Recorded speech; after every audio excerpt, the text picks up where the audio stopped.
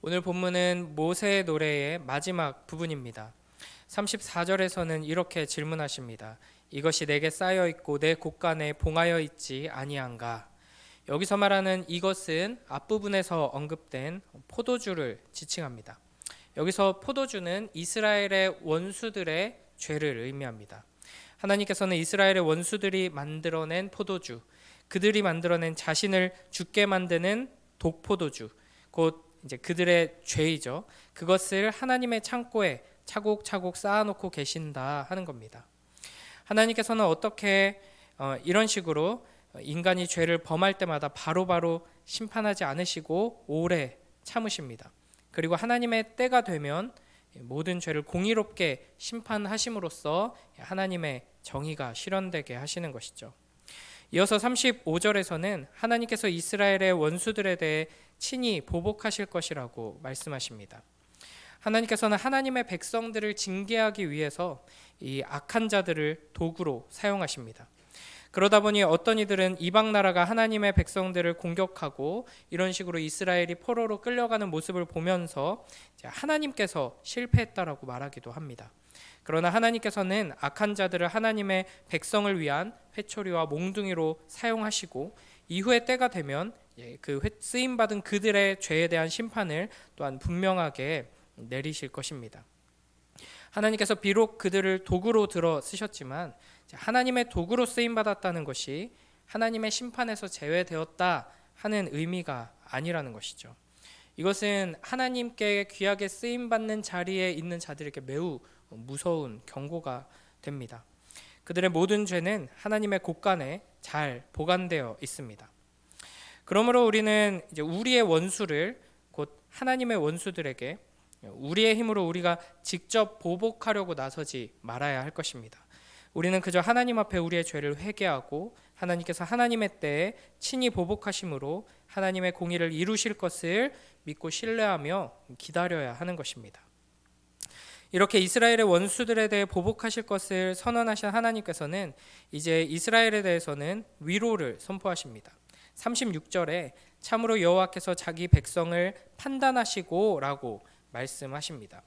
하나님께서 판단하신다라고 하면 이스라엘 또한 마땅히 그들이 그동안 차곡차곡 쌓아놓은 죄에 대해서 심판을 받아야 할 것입니다. 그런데 놀랍게도 여기서 이어지는 말씀은 그 종들을 불쌍히 여기시리니입니다. 어떤 이유에서인지 하나님께서는 자기 백성을 판단하시고 심판하시는 것이 아니라 판단하시고 불쌍히 여기십니다. 이어서 37절에서는 이스라엘이 섬겼던 우상들에 대해서 지적하십니다. 너희가 그렇게 사랑하며 따르던 신들, 반석이라 여기며 섬기던 그 우상들이 도대체 지금 어디에 있길래 너희는 그렇게나 비참하고 고통스러운 상황 속에 놓여 있느냐 이렇게 질문하시는 것이죠. 그리고 38절에서는 이스라엘의 우상 숭배를 통해 제물의 기름을 먹고 포도주를 마시던 그 우상들에게 도와달라고 피난처가 되어달라 이렇게 외쳐보라고 말씀하십니다. 아무리 기도해도 듣지 못하고 많은 제물을 바쳐도 먹지 못하고 아무것도 보지 못하고 말하지 못하고 움직이지 못하는 이방의 신들, 이 헛된 우상들을 하나님께서 비웃으시며 조롱하시는 표현이면서 동시에 그와 같은 우상들을 섬기다가 결국 이런 비참한 상황에 놓이게 된 어리석은 이스라엘 백성들을 비판하는 말씀입니다. 그리고 나서 39절 40절에서 하나님께서는 나 외에 다른 신이 없다 하는 것을 강조하십니다. 우리 39절 40절 말씀 함께 읽겠습니다. 시작. 이제는 나 곧 내가 그인 줄 알라. 나 외에는 신이 없도다. 나는 죽이기도 하며 살리기도 하며 상하게도 하며 낫게도 하나니 내 손에서 능히 빼앗을 자가 없도다. 이는 내가 하늘을 향하여 내 손을 들고 말하기를 내가 영원히 살리라 하였노라. 아멘. 이렇게 전능하신 여호와 하나님, 생명의 주관자 되신 유일하신 하나님을 섬기지 않고 헛된 우상을 섬긴 이스라엘은 하나님의 진노와 저주를 받아 멸망해야 마땅합니다. 41절에서 하나님께서는 번쩍이는 칼, 정의의 칼을 높이 드십니다. 그러나 놀랍게도 하나님께서는 그 칼을 들어 하나님을 배반한 이 반역자들, 하나님의 사랑을 받고도 배은망덕하게 우상을 섬기며 음행한 이스라엘이 아니라 이스라엘의 원수들을 향해서 검을 휘두르십니다.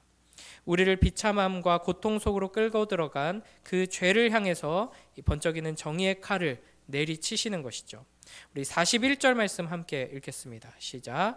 내가 내 번쩍이는 칼을 걸며 내 손이 정의를 붙들고 내 대적들에게 복수하며 나를 미워하는 자들에게 보응할 것이라. 아멘.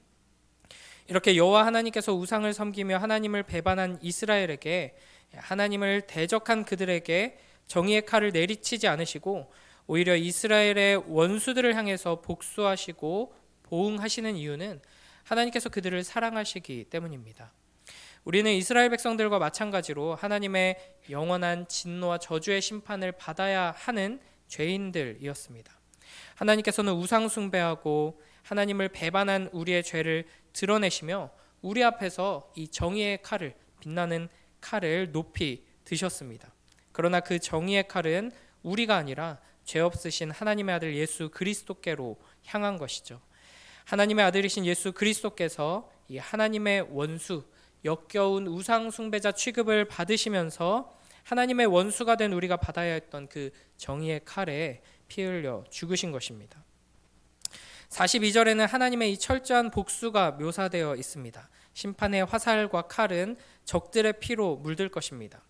그런데 43절에서는 너희 민족들아 라고 부르시면서 주의 백성과 이스라엘과 즐거워하라 라고 말씀하십니다.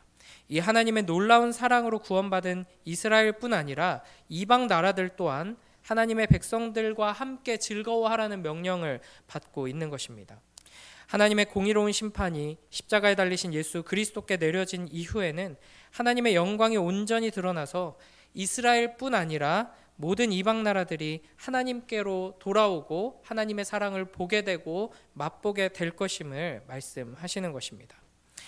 이어지는 44절부터 47절을 보면 이제 이스라엘이 배워야 하는 모세의 노래가 다 끝나고 이 신명기의 핵심 메시지가 다시 한번 또 반복됩니다. 하나님의 말씀 곧 율법을 마음에 두고 자녀에게 명령하여 지켜 행하게 하라 하는 것이죠. 모세는 하나님의 말씀이야말로 이스라엘의 생명이고 이 율법을 지켜야 가나안 땅에 오래 머물며 행복할 수 있다라고 가르칩니다. 우리가 신명기를 읽고 묵상하면서 반복적으로 듣고 붙들게 되는 핵심이 바로 하나님의 말씀에 귀 기울이며 순종하면 생명을 얻고 축복을 누리게 되고 하나님의 말씀을 떠나 불순종하면 하나님의 징계를 받고 저주와 파멸을 맞이하게 된다 하는 것입니다.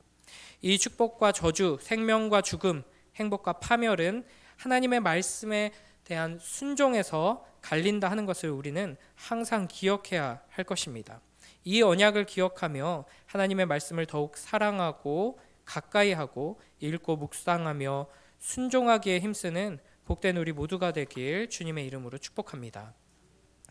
이어서 48절부터 52절을 보면 모세가 이스라엘에게 증거의 노래를 다 가르친 그날에 여호와께서 그에게, 모세에게 너는 약속의 땅에 들어가지 못하고 그 땅이 내려다 보이는 느보산에서 죽어 내 조상에게로 돌아가리라 라고 말씀하십니다.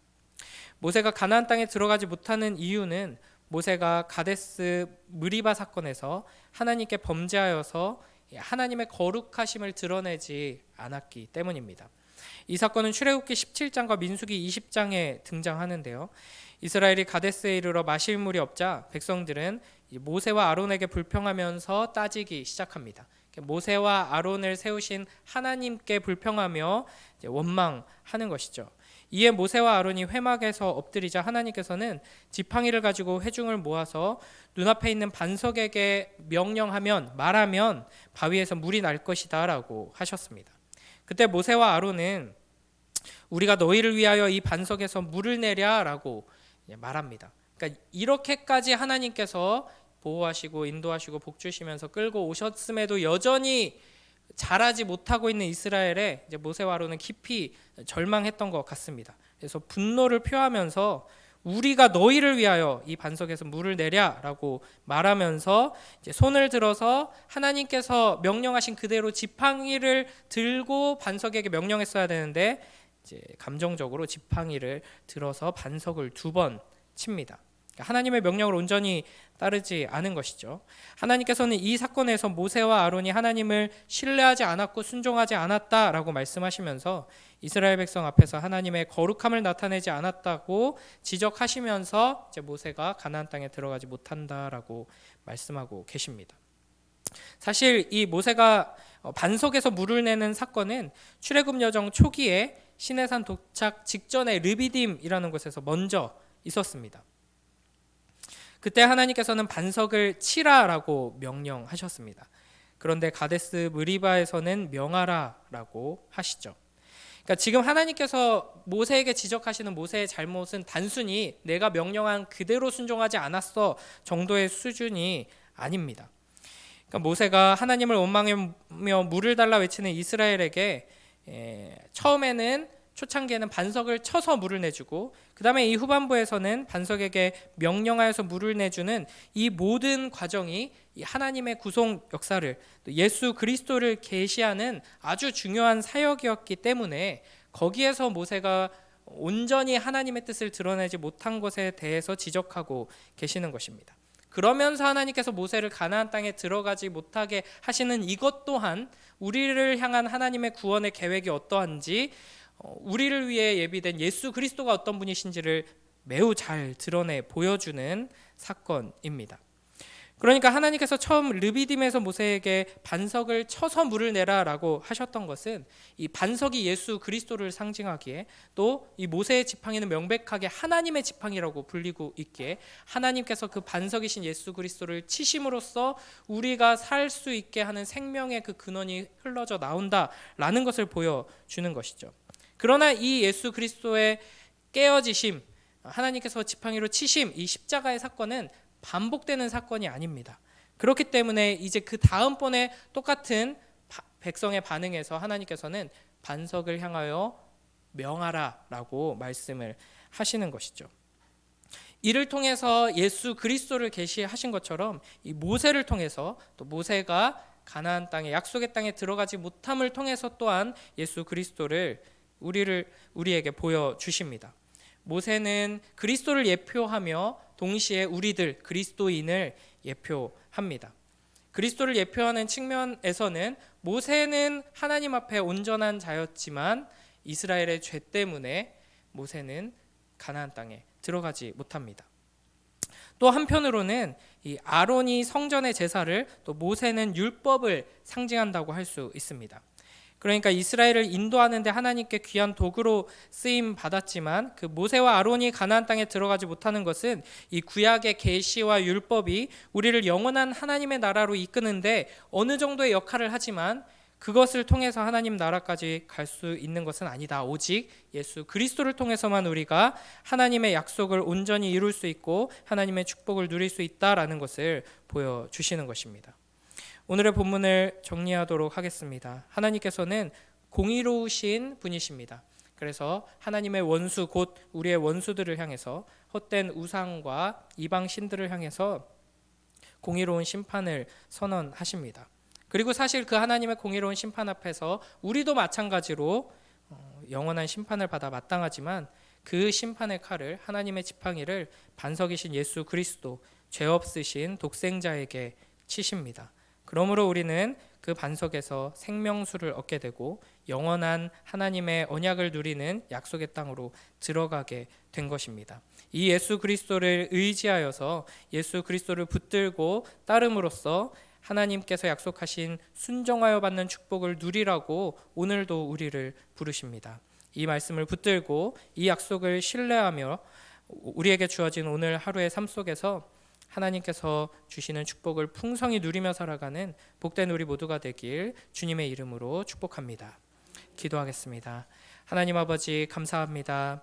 오늘 하루도 하나님의 말씀을 붙들고 우리에게 참된 축복과 참된 평안과 참된 보호와 모든 좋은 것을 베풀어 주시는 분은 오직 살아계신 여호와 하나님, 우리를 위하여서 그 아들을 내어주신 아버지 하나님뿐임을 우리가 고백하며 그 하나님께서 우리에게 주실 축복을 기대하며 하나님의 말씀에 귀 기울이고 순종하는 복된 우리 모두 될 수 있도록 축복하여 주시옵소서. 그 하나님과 동행하며 그 하나님의 축복을 풍성히 누리고 또 우리를 통해 그 축복이 우리의 가정에게, 공동체에게, 이웃들에게 흘러갈 수 있도록 주님 복에 복을 더하여 주시고 축복하여 주시옵소서. 감사드리며 예수님 이름으로 기도드립니다. 아멘.